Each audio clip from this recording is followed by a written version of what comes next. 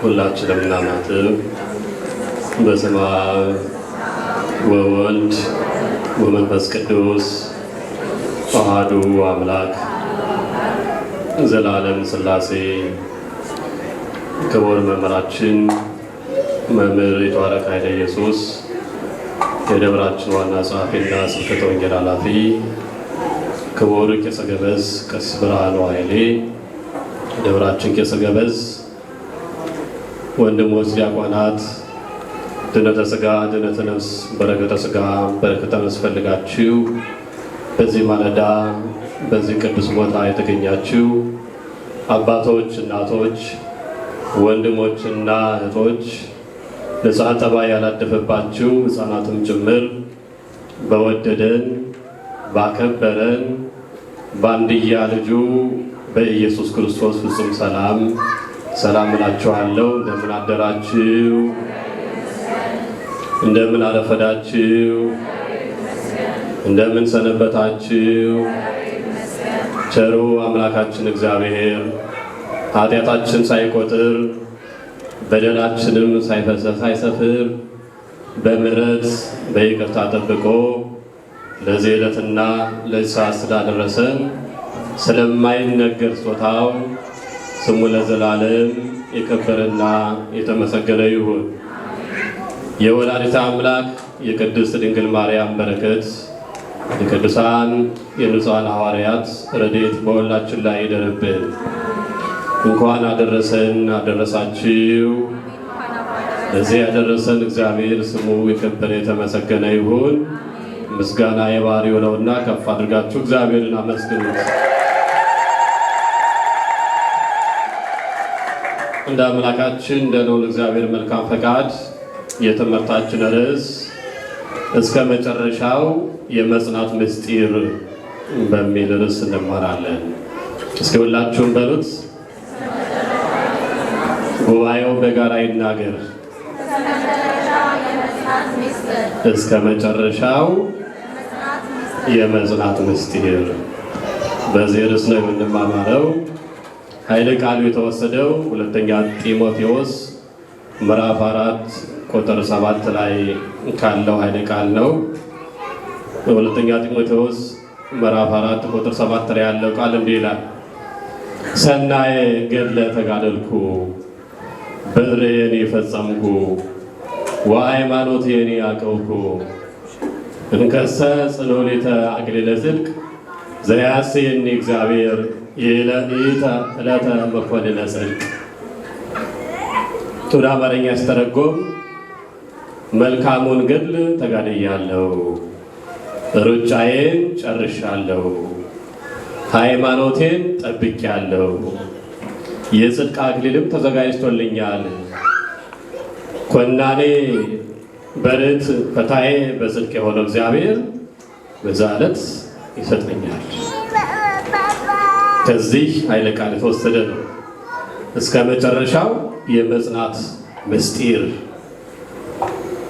ርዕሳችን ነው። በደንብ ያዙ። ዛሬ የቅዱሳን የንጹሐን የቅዱስ ጴጥሮስና የቅዱስ ጳውሎስ በዓለ ዕረፍታቸውን የምናከብርበት ዕለት ነው። ዛሬ ቅድስት ቤተ ክርስቲያንን በትምህርታቸው፣ ቅድስት ቤተ ክርስቲያንን በስብከታቸው፣ ቅድስት ቤተ ክርስቲያንን በጽሑፋቸው፣ ቅድስት ቤተ ክርስቲያንን ድንቅ በሆነ ታምራቸው፣ ቅድስት ቤተ ክርስቲያንን እንደ መጽሐፍ በሚነበበው ሕይወታቸው ከፍ ያደረጓትን ሐዋርያው ጴጥሮስንና ሐዋርያው ጳውሎስን የምናስብበት ቀን ነው። በረከታቸውን በሁላችን ላይ ያሳድርብን። የቅዱሳን በረከት አይለየን። እነዚህ ቅዱሳን እግዚአብሔር በድንቅ አጠራሩ የጠራቸው ናቸው። በምን የጠራቸው? ድንቅ በሆነው አጠራሩ። እርግጥ ነው እግዚአብሔር ሁልጊዜ ፍጥረቱን ይጠራል። ለድኅነት ይጠራል፣ ለበረከት ይጠራል፣ ለቅድስና ይጠራል፣ ለአገልግሎት ይጠራል፣ ለመልእክት ይጠራል፣ ለመንፈሳዊነት ይጠራል። ለብዙ ነገር እግዚአብሔር ሊጠራ ይችላል። ቅዱስ ጴጥሮስና ቅዱስ ጳውሎስ የተጠሩበት ቦታ የተጠሩበት ሁኔታ የተጠሩበት ጊዜ ይለያያል። ምንም እንኳን የተጠሩበት ቦታና ሁኔታ ጊዜ ቢለያይም የተጠሩበት ዓላማ ግን አንድ ነው። እሱም ደግሞ ለምንድን ነው? ለወንጌል አገልግሎት የእግዚአብሔርን ቃል በመላትና በስፋት ለዓለም እንዲያደርሱ የትንሣኤው ምስክሮች እንዲሆኑ እግዚአብሔር ጠርቷቸዋል። ቅዱስ ጴጥሮስን ከአሳጥማጅነት፣ ቅዱስ ጳውሎስን ከአሳዳጅነት። የማቴዎስ ወንጌል ምዕራፍ 4 ቁጥር 18 ስትመለከቱ ጴጥሮስና እንድርያስ በገሊላ አካባቢ በሚገኘው ባህር ላይ አሳ እያጠመዱ በነበሩበት ሰዓት ኢየሱስ ክርስቶስ በመዋዕለ ሥጋዌው ይልቁም በመዋዕለ ስብከቱ ጴጥሮስና ወንድሙ እንድርያስ እንዲህ አሉ፣ ከዛሬ ጀምሮ አሳ ሳይሆን በወንጌል መረብነት ሰውን ታጠምዳላችሁና ተከተሉኝ አላቸው። እነሱም የጌታን ቃል ሰምተው ተከተሉኝ የሚለውን ቃል ሰምተው ጨርቄን ማቄን ሳይሉ አሳቸውን ጥለው መረባቸውንም ትተው ክርስቶስን ተከተሉት ነው የሚል። ጳውሎስም የቀደመ ሕይወቱ አሳዳጅነት ነው እናውቀዋለን። ክርስቲያኖቹን ባሉበት ሳላሳድር ባደሩበት አላውል ያለ አሳዳጅ፣ ለኦሪት ሕግ የሚቀና የወንጌልን ሕግ ግን የሚቃወም ክርስቲያኖችን አለይ የሚል ክርስቲያኖችን ልግደል የሚል ክርስቲያኖችን ለማሰር ለማሳሰር ከባለስልጣኖች ፈቃድ ተቀብሎ ክርስቲያኖችን ለማሳሰር ወደ ደማስቆ ሲሄድ የእግዚአብሔር ጥሪ ደረሰው ይላል። በአሳዳጅነት ሰው ክርስቲያኖችን ለማሳደድ በሚሄድበት ሰዓት እግዚአብሔር ጠራው። ወገኖች እኛ የተጠራነው ከየት ይሆን? እግዚአብሔር ያነሳን ከየት ቦታ ነው? የጠራንስ ምኑ ጋር ነው? መጠጥ ቤት የተጠራን ኖራል።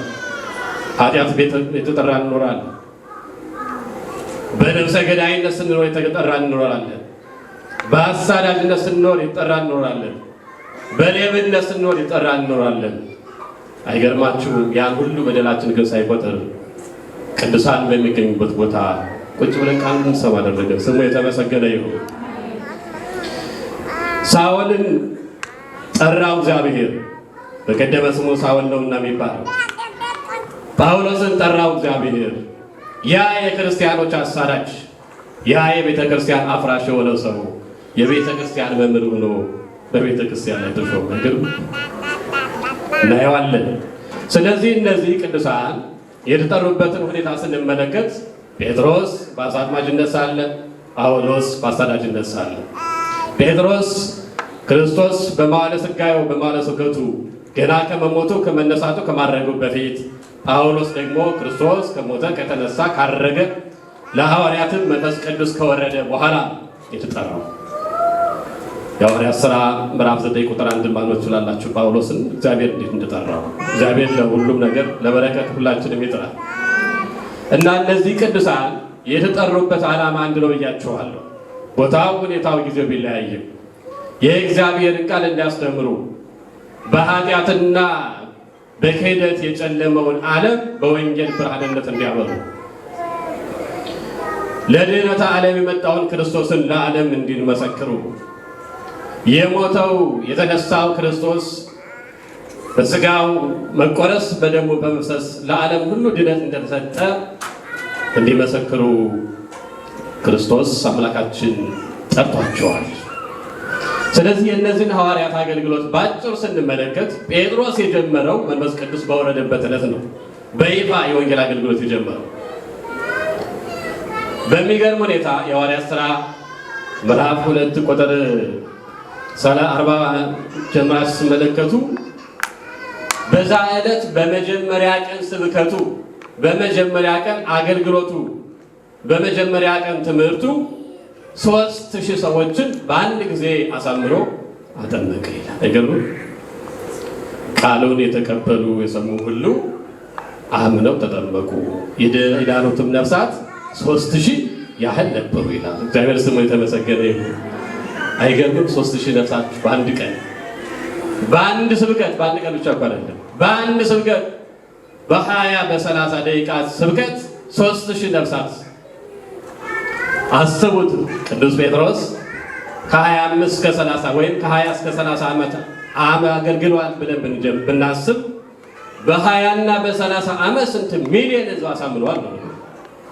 በአንድ ስብከት 3000 ሰው ካሳመነ ካጠመቀ እንዲያው በገደግዳሜው ብንደምረው ወይም ብናባዛው 20 ዓመት ካገለገለ ከ21 ሚሊዮን በላይ ሕዝቦችን አሳምኗል ማለት ነው።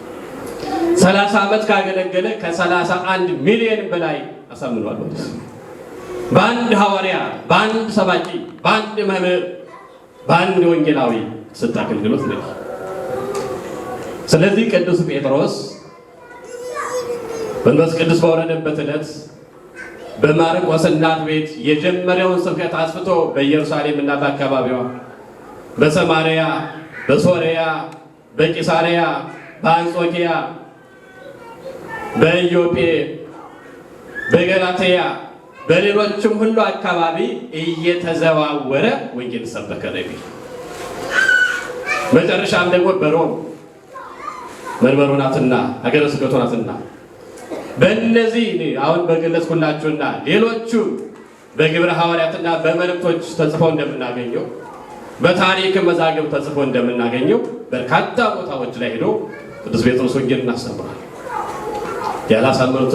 ያላመኑትን አሳምኗል። ያልጠመቁትን አጥምቀዋል።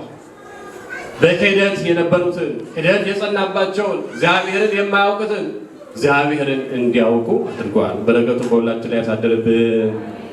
ጳውሎስ ጴጥሮስ የጀመረው ስብከት የጀመረው መቼ ነው ብያቸዋለሁ? መንፈስ ቅዱስ በወረደበት ዕለት በማርቆስ እናት ቤት ነው። ጳውሎስ የት ነው የጀመረው? የጳውሎስ ስብከት የት ነው የጀመረው? ደማስቆ በሚባል ቦታ አይደል? ለማሳደድ ይልኩል። በጣም የሚገርም ነገር ነው። ክርስቲያኖችን ለማሳደድ ይሉ ለአይሁዶች ጠበቃ ቆሞ ፈቃድ ይዞ በተገኙበት ይታሰሩ ክርስቲያኖች፣ ይያዙ ክርስቲያኖች የሚል ፈቃድ ይዞ ሲሄድ እግዚአብሔር በድንቅ አጠራሮ ጠራው።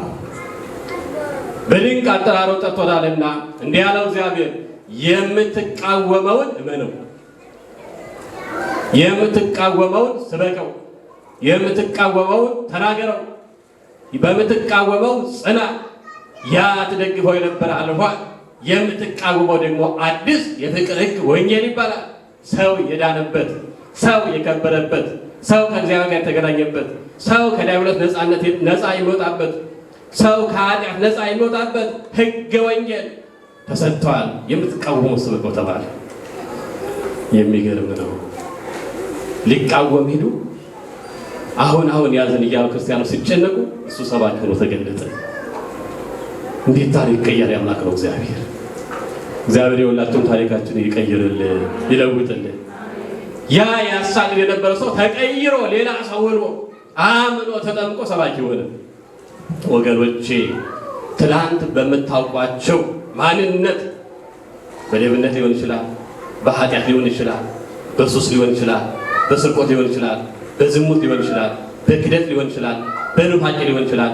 ትላንት የምታውቋቸው ዛሬ ናቸው። በትናንትናው ማንነት ሰው ላይ እንዳትወርድ አደራ። እሷ እኮ እንዲህ ነበረች፣ እሱ እኮ እንዲህ ነበር እንዳንል፣ የሰውን ኃጢአት በደል እንዳንሸከም የራሳችን አልበቃ ብሎ ጳውሎስን የቀየረ እግዚአብሔር እኛን አይቀይረንም። የምናመልከው እኮ የማንን አምላክ ነው? የጳውሎስ አምላክ። እሱን የለወጠ አይለውጥም ወይ? እሱን የጠራ አይጠራም ወይ?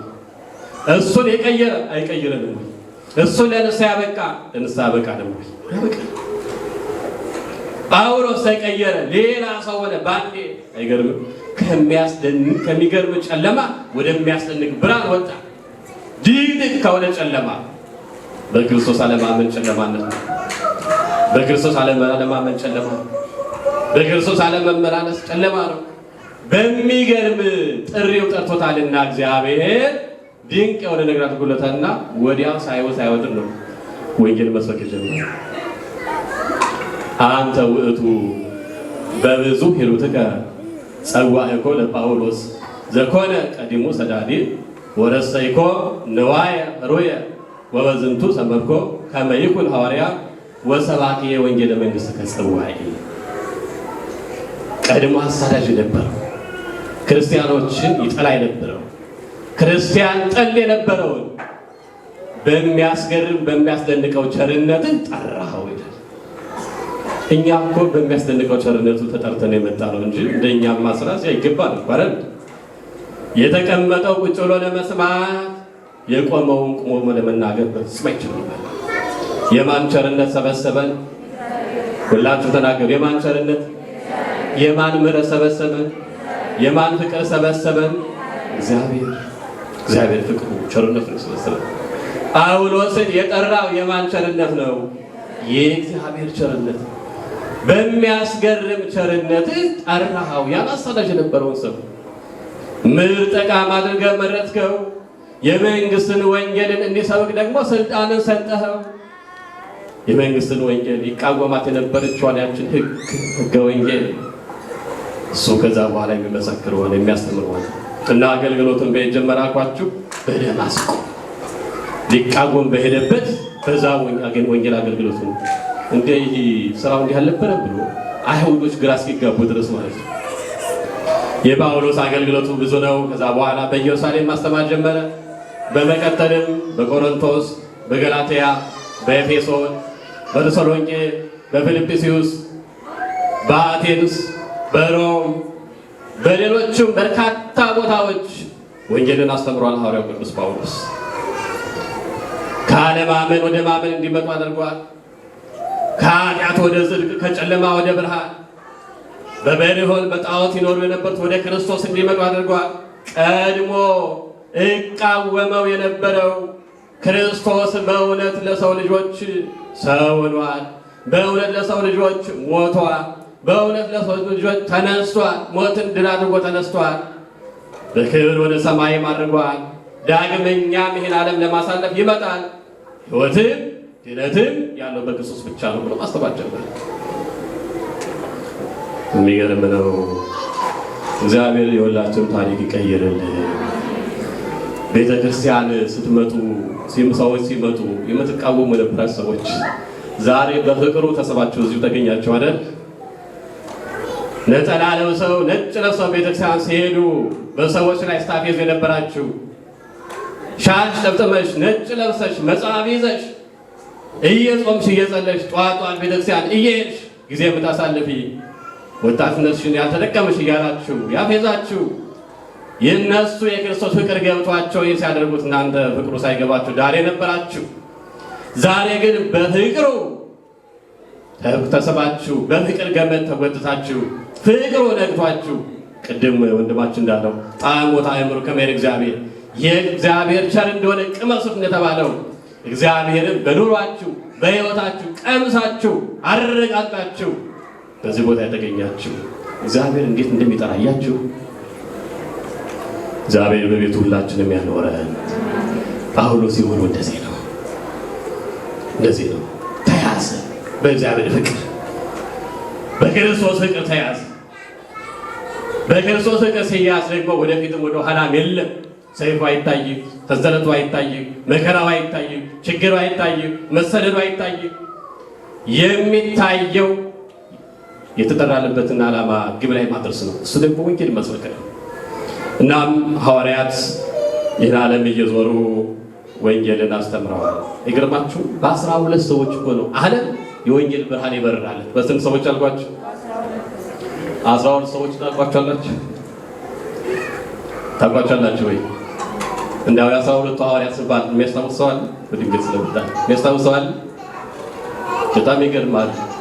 በጣም ከጌታችን አበይት በዓላት ከመቤታችን በዓላት ቀጥሎ በቤተ ክርስቲያናችን የሚከበረው ትልቁ በዓል የሐዋርያት በዓል በዓለ ሐዋርያት ይባላል። የሚገርማችሁ ነገር ገበሬዎች ጠንቅቀው ያውቁታል። በዓለ ሐዋርያት ሲሆን ገበሬዎቹ እርሻ ያርሱ፣ ካህኑ ብቻ ሳይሆን ገበሬውን ካየ ያወግዛል። እንዲያው በምዕመን ቃል ብሎ ማለት ነው። እንዴት በዓለ ሐዋርያት እንዲሸራለ? ምክንያቱም ወንጌል ለዓለም የደረሰው በማን አማካኝነት ነው? በጣም ረስተናቸዋለሁ። አሁን ነገ የሚከበረውን ያው ነገር የጴጥሮስና የጳውሎስን የእረፍት በዓል አብዛኛው ሰው የሚያውቀው በገብረ ቅዱስ በዓል በጣም ያሳዝነኛል። እና የእኛ ሊቃውንት ምን አደረጉ? ግራ ቢገባቸው ለማስተዋወቅ ብለው ጴጥሮስ ጳውሎስ ባለበት ቤተክርስቲያን አቡነ ገብረ ቅዱስን ታቦት ማስገባት ተጀመረ። እንደ የገባን ወዲያ እኮ በጣም ከባድ እኮ ጎላ ሚካኤል እንደደረገው ማለት ነው። የሐዋርያትን በዓላቸውን የሚከብሩበትን ያረፉበትን ቀን ማወቅ ይገባናል። በእውነት ለመናገር እስኪ በጋራ እንከታተል። መስከረም 1 ቀን በእውነት ሐዋርያው በርቶሎሜዎስ፣ ጥቅምት 12 ቀን ሐዋርያው ማቴዎስ፣ ህዳር 22 ቀን ሐዋርያው ፊልጶስ፣ ታኅሳስ 4 ቀን ሐዋርያው እንድርያስ፣ ጥር 4 ቀን ሐዋርያው ዮሐንስ ወልደ ዘብዴዎስ፣ የካቲት 8 ቀን ሐዋርያው ያዕቆብ ወልደ እልፍዮስ በሉ እንጂ። መጋቢት 8 ቀን ሐዋርያው ማትያስ፣ ሚያዝያ 17 ቀን ሐዋርያው ቅዱስ ያዕቆብ ወልደ ዘብዴዎስ፣ ግንቦት 6 ቀን ሐዋርያው ቶማስ፣ ሐምሌ 2 ቀን ሐዋርያው ታዴዎስ፣ ሐምሌ 5 ቀን ሐዋርያው ቅዱስ ጴጥሮስ። የሐዋርያው ጳውሎስ ከ12ቱ ውጭ ስለሆነ ያው አብሮ ይከበራል፣ ባሉ ይታወቃል። የመጨረሻ 12ኛ ደግሞ ሐምሌ 10 ቀን ተናገሩ እንጂ ሐዋርያው ናትናኤል። በረከታቸውን በሁላችን ላይ ያሳድርብን። እስኪ ጋር ጀምራችሁ እስከ 12 ቁጥሩ የለም አይደል? በደንብ ያዟችሁ። እውነት በደንብ በቅድሚያ ቅድም እንዳልኳችሁ በቤተ ክርስቲያናችን ስርዓት አባቶቻችን ባስተማሩ መሰረት ከጌታችን በዓላት ከእመቤታችን በዓላት ቀጥሎ መከበር የሚገባው የማን በዓል ነው ብያችኋለሁ? በዓለ ሐዋርያት፣ የሐዋርያት በዓል መከበር ያለበት ልናስባቸው ይገባል። ይኸው ልደታቸው አይደለም ሹመታቸው አይደለም የሚከበረው እረፍታቸው። ስለዚህ በእረፍታቸው ምን በረከተ ሥጋ በረከተ ነፍስ እንድናገኝ ነው፣ ሌላ ነው። ስለዚህ ሐዋርያው ጴጥሮስና ሐዋርያው ቶማስ በወንጌል ዓለምን አበሩ፣ ዙረው ወጥተው ወርደው አስተማሩ፣ ብዙ ነገሮችን አደረጉ፣ ብዙዎችን ወደ ክርስትና አመጧቸው። ይህ ብቻ አይደለም። ከትምህርታቸው ከስብከታቸው ሰዎች ከማጥመቃቸው ባሻገር ደግሞ ድንቅ የሆነ ታምራትን በእጆቻቸው ተደርጓል። ድንቅ የሆነ ታምራት የሐዋርያት ሥራ ምዕራፍ 5 ቁጥር 15 ላይ ቅዱስ ጴጥሮስ በጥላው ሳይቀር ድውዮችን ይፈውስ ነበር ይላል። አይገርማችሁ? ከጸጋው ብዛት የተነሳ ከበረከቱ ብዛት የተነሳ ከቅድስናው ብዛት የተነሳ በጥላው ጭምር ድውዮችን ይፈውስ ነበር። የታመመም አንስቷል ቅዱስ ጴጥሮስ የሐዋርያት ሥራ ምዕራፍ 6 ቁጥር 36 ላይ በኢዮጴ የነበረችዋ ያቺ በእምነቷ በጸሎታ የተመሰከረላት ጿሚት ታራሚት የነበረችዋ ጣቢታ የተባለችዋ ሴት ስትሞት ጥሪ ያደረጉት ወደ ጴጥሮስ። አረ ያቺ መልካም ሴት መንፈሳዊ ሴት አረፋለች ብሎ ጠሩት። መጥቶ በእሷ ላይ ትጸልይ ያረፈችው የሞተችዋ ጣቢታ የተባለችዋ ሴት ተነሳችናል። ክብር ምስጋና ለአምላካችን ለእግዚአብሔርን አመስግኑት። መድኃኒዓለም አዎ እግዚአብሔር በእጆቻቸው ድንቅ ተአምራትን አድርገዋል። የጴጥሮስን አነሳን ባጭሩ። የቅዱስ ጳውሎስም እንደዛው ተአምራት ያደርግ ነበረ። ከጸጋው ከቅድስናው ብዛት የተነሳ እርሱ እንኳን ጊዜ አጥቶ በወንጌል አገልግሎት ጊዜ በማጣቱ የተነሳ ከለበሰው ልብስ ጨርቅ እየቆረጡ እየወሰዱ በታመመው ሰው ላይ ያስቀምጡ ነበር ነው የሚለው የሐዋርያት ሥራ ምዕራፍ 19 ቁጥር 11 ተመልከቱ። አንዳንዴ ይሄ ከወንጌል ውጭ ቢጻፍ ኑሮ አንዳንዶች አንቀበልም ባሉ ነበረ። ግን እግዚአብሔር ድንቅ ስራውን በቅዱሳኑ ላይ እንደገለጠ እንደሚገልጥ የሚያሳየን ይሄ ነው። ቅዱስ ጴጥሮስ በጥላው ፈወሰ፣ ቅዱስ ጳውሎስ ደግሞ በጨርቁ። እግዚአብሔር በጳውሎስ እጅ የሚያስደንቅ ታምራትን ያደርግ ነበር። ይሄ ያስደንቃል። ሂዶ ጸልዮ አይደለም፣ በመስቀል አማቱ ባርኮም አይደለም፣ ከለበሰው ልብስ ጨርቅ ተቆርጦ ተወስዶ ነበር። በታመመው ሰው ላይ ቁጭ ሲያደርጉት ያ የታመመው ሰው ይድናል። እርኩስ መንፈስ ያደረበት ሰው ካለ ያንን ጨርቅ ወስደው ሲያስቀምጡ ያ እርኩስ መንፈስ ከዛ ሰው ላይ ይወጣ ነበረ። ክብር ምስጋና ለአምላካችን ለእግዚአብሔር ይሁን። መድኃኔዓለምን አመስግኑት። የጸጋ የስጦታ ሁሉ ባለቤት እሱ ነው እና ቅዱሳን አባቶቻችን ሰውን ያድኑ የነበሩት በነፍስም በስጋ ነው ማለት ነው።